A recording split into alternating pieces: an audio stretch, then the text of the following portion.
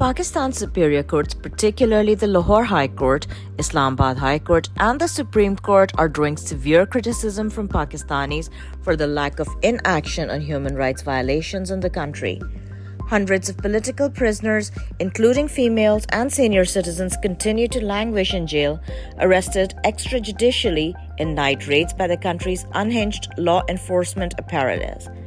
Among the prisoners are the likes of Khadija Shah, an entrepreneur and the country's leading fashion designer, who's been granted bail in almost a dozen frivolous cases by the Lahore High Court but continues to languish in jail, now held under administrative detention.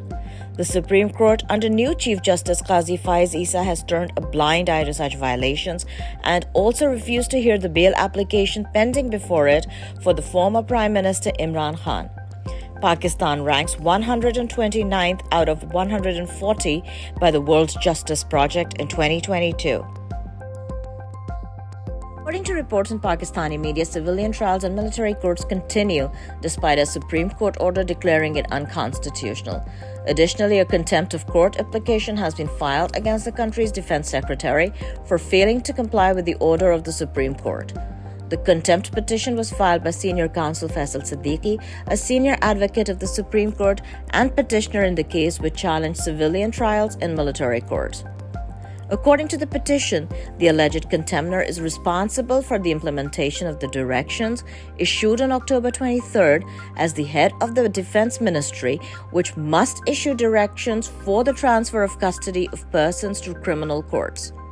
Quote, contrary to clear and unambiguous declarations of the court, the continuing detention with the military authorities of persons identified in the list provided to the Supreme Court amounts to unconstitutional and illegal acts, end quote, the plea read. Among the detainees is former Prime Minister Imran Khan's nephew, Barrister Hassan Niazi. Power distribution companies in Pakistan have overbuilt Pakistani consumers by the billions, according to a report by the country's power regulator, NEPRA. In an inquiry report released on Monday, the power regulator regretted that the distribution companies were intentionally engaging in such malpractices to conceal their inefficiencies, causing thousands of consumers to suffer from higher electricity bills.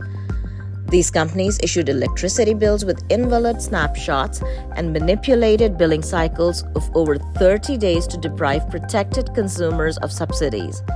The report expressed grave concern that in July and August of 2023, thousands of consumers received bills with invalid snapshots. The report recommended legal proceedings against all distribution companies for violations, immediate replacement of defective meters, revision of inflated bills, and action against officials involved in illegal practices. Terrified civilians are trapped inside the Kamal Adwan hospital in northern Gaza as Israeli forces have encircled the medical facility, a senior official at the Ministry of Health tells Al Jazeera. More than 100 people have been killed in strikes close to the facility, the ministry said on Tuesday. Quote, the Israeli occupation forces have laid siege to the hospital from all sides. We are targeted by gunfire and artillery shells, end quote, said Munir al-Barsh, Director General of the Health Ministry in Gaza, speaking from inside Kamal Adwan. Quote, patients, injured, and those who took shelter in the hospital are gripped with fear, overwhelmed by horror, end quote, he said. More than 1.1 million people were ordered in mid-October to evacuate the north of the Strip and to move southward as Israeli troops were advancing their ground offensive.